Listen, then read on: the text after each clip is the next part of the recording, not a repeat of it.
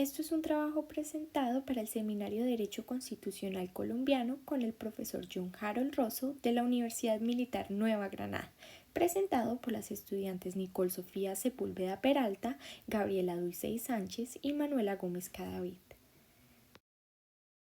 Sean bienvenidos a Hablemos de Violencia en Colombia, un nuevo podcast en el que se relatarán aspectos muy importantes de un periodo en la historia del pueblo colombiano que configuraría más adelante muchos de los procesos políticos y sociales. Estamos hablando entonces del Frente Nacional, como ese periodo esperanzador para el territorio colombiano. Este podcast estará dividido en 7 partes que darán cuenta de lo que fue ese periodo, de qué consecuencias trajo y cómo afectó esto directamente la historia de Colombia. En la primera parte se definirá qué fue el Frente Nacional, asimismo como esclarecer las ideas sobre el cual se desenvuelve. La segunda parte estará enfocada a analizar cuáles son esos acontecimientos más relevantes en su creación. La tercera parte se enfocará en definir y explicar cuáles fueron esos primeros periodos presidenciales, dirigidos por Lleras Camargo y León Valencia, aparte también de poder dar cuenta de cómo fue la creación de las primeras guerrillas en la historia de Colombia.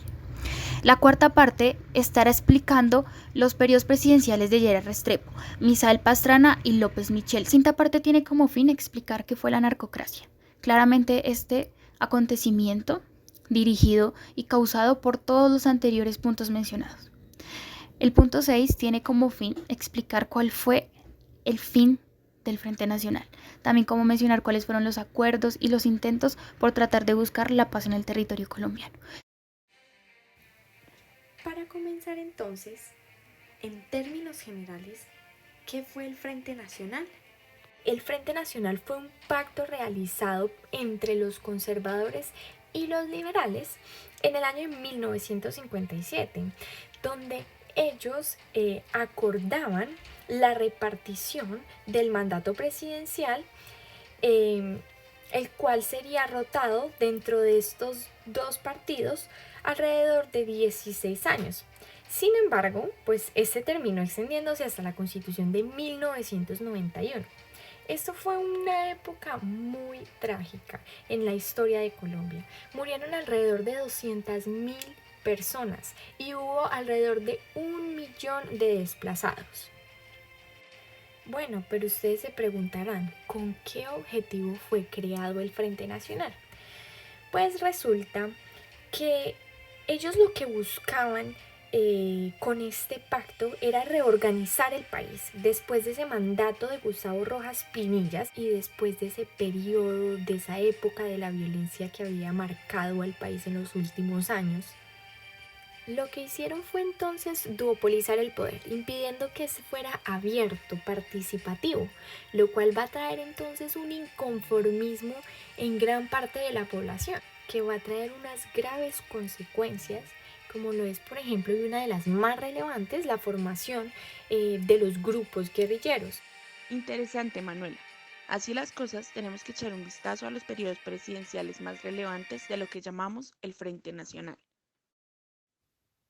Por allá, por los años de 1958 a 1962, encontramos a Alberto Lleras Camargo, de cuyas propuestas de gobierno se resalta la nueva amnistía conocida como rehabilitación, a la que muchos se acogieron por las múltiples ventajas que ofrecía en el aspecto económico, a través de la Plataforma de Desarrollo Económico y Bienestar Social, que contenía mejoras en la educación, la modernización de la economía, la colonización de tierras baldías y estimuló el aprovechamiento de tierras de propiedad privada. Creó el INCORA, Instituto Colombiano de Reforma Agraria, promoviendo la industrialización que liberaría a América Latina de los efectos de las fluctuaciones. Siguiendo en el panorama del Frente Nacional, tenemos al conservador Guillermo León Valencia, quien gobernó entre 1962 a 1966, siendo su mayor accionar enfrentar el crecimiento de los grupos armados en las diferentes regiones del país. En lo económico, generó la devaluación del peso y la creación de nuevos impuestos y las importaciones. Incrementó el presupuesto para la educación y construcción de vivienda, por lo que las obras públicas y las redes eléctricas mejoraron. Las guerrillas como las FARC-EP, Fuerzas Armadas Revolucionarias de Colombia, Ejército del Pueblo, el EPL, Ejército Popular de Liberación, el ELN, Ejército de Liberación Nacional de Colombia, y el M-19, Movimiento del 19 de Abril, En un principio surgieron como grupos de autodefensas campesinas, con ideologías de radicalización de la lucha de clases a través de la violencia, con carácter rural y discurso democratizador. Para terminar este apartado, se afirma que la doctrina de la seguridad nacional es una concepción militar del Estado y el funcionamiento de la sociedad, que explica la importancia de la ocupación de las diferentes instituciones estatales y sirvió para legitimar el nuevo militarismo. Bueno, pero entonces, ¿qué fue lo que hicieron los siguientes presidentes en relación con las decisiones tomadas y las medidas implementadas por estos que acaba de nombrar Gabriela? Los siguientes periodos presidenciales en Colombia bajo el Frente Nacional fueron precedidos por Carlos Lleras Restrepo, Misael Pastrana y López Michelsen. Bajo el gobierno de Carlos Lleras Restrepo, que fue un turno liberal desde 1966 a 1970, se intentó algo que en su momento parecía casi revolucionario, y fue darle un sesgo nacionalista a la política económica del país. Por un lado, Lleras Restrepo relanzó con más vigor la reforma agraria intentada sin ganas por Lleras Camargo, y eso despertó la resistencia cerrada de los terratenientes. Un gobierno bipartidista como era necesariamente el suyo, pues no tenía la independencia política necesaria para imponer nada más radical.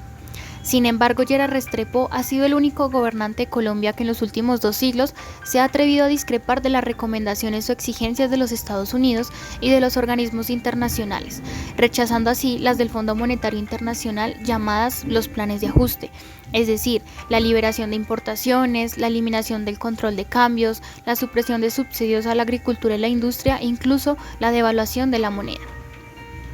Seguido de con el periodo presidencial de Misael Pastrana y desde comienzos de su administración, las protestas universitarias fueron una constante. Hubo también invasiones de tierra en 316 fincas que generaron conflicto y tensión en varios departamentos. No faltaron los paros de maestros, las manifestaciones callejeras y una huelga nacional. Además, puso en marcha el Fondo del Ahorro y renovó la estructura del Banco de la República para darle más poderes de control sobre la banca. Autorizó además la creación del Banco de los Trabajadores. Sin embargo, se evidencia la reversa que dio a las reformas impulsadas por los anteriores. Y finalmente, López Michelsen, que durante su etapa al frente del gobierno de Colombia, la nación tuvo una excelente etapa de bonanza producto de los precios de comercialización del café, pero a su vez altos niveles de inflación. Además, durante su periodo se inició la apertura para que las mujeres iniciaran la carrera militar voluntariamente. También estableció la mayoría de edad a los 18 años. Incluso restableció las relaciones de Colombia con Cuba.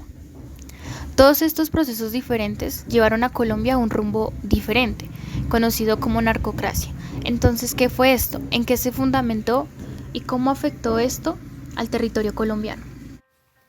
Bueno, Sofía, pues resulta que el término narcocracia es adoptado por Fernando Caballero en su libro Historia de Colombia para hacer referencia a ese periodo de tiempo en Colombia donde está en auge el imperio de las drogas.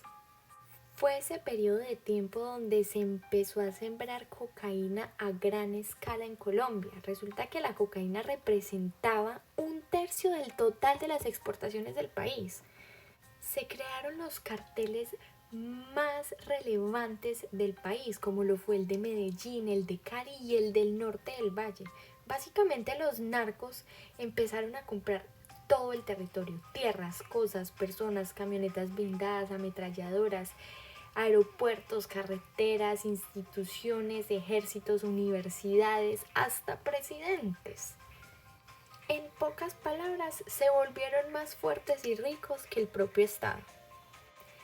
Fue un periodo muy complejo. Allí el presidente era López Michelsen, quien posteriormente fue reemplazado por Julio César Turbay. Pero resulta que ya para Turbay la preocupación principal fue el control del orden público. Él básicamente realizó un estatuto de seguridad que daba a las Fuerzas Armadas rienda suelta para la represión. Hubo desapariciones de sospechosos, torturas de detenidos en las caballerizas del ejército, juicios militares para civiles, represión dirigida fundamentalmente contra el M-19, en fin. Finalmente podemos evidenciar entonces cómo ese proceso de violencia en Colombia trajo consigo muchos enfrentamientos, muertes, revueltas, hasta la creación del conflicto armado. Pero ¿Colombia ha hecho algo por tratar de solucionar o de recuperar lo que perdió en el proceso? Sí, podemos ver que de 1982 a 1986, Belisario Betancur inició un principio de lucha gubernamental contra el narcotráfico, entendido este como un problema para el Estado. Incluso cambió la política frente a los grupos subversivos, con la extradición a los Estados Unidos y creó ofertas de diálogo para las guerrillas.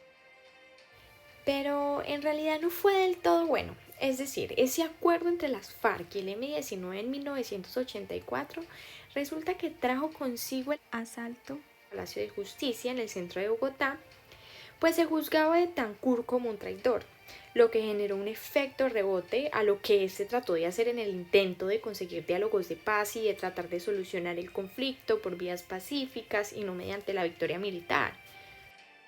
Sí, pero también podemos evidenciar que durante el gobierno de Virgilio Barco en 1986, él inauguró un gobierno homogéneamente liberal. Sin embargo, apareció un nuevo protagonista que fue el paramilitarismo. Aquí el problema fue el narcotráfico y que este aumentara encabezado por Pablo Escobar, quien se empeñó en emprender una campaña terrorista de asesinatos y secuestros que impidió cualquier tipo de diálogo pacífico. Sí, claro, pero incluso podemos ver un posible diálogo exitoso que se produjo tras el secuestro del jefe conservador Álvaro Gómez por el M-19, lo que llevó a la reanudación de las conversaciones con ese grupo y finalmente a la entrega de sus armas, lo que también produjo la convocatoria de una asamblea constituyente que le daría un giro a la situación actual de Colombia. Bueno, pero hay que también tener en cuenta que fue gracias a la antijurídica pirueta política llamada la séptima papeleta que fue posible por fin convocar una asamblea constituyente en la que participaran todos, no solamente unos partidos, sino una abierta en donde todas las vertientes políticas e ideológicas por primera vez en la historia colombiana podrían ser escuchadas. Es así como cerramos nuestra visita a una de las etapas que marcaron la historia de Colombia y que depende de cada uno de nosotros retroalimentar la memoria para corregir lo malo y no repetir errores y tomar lo bueno que esto nos puede dejar como nación. Nos vemos en un próximo encuentro en Hablemos de Violencia en Colombia.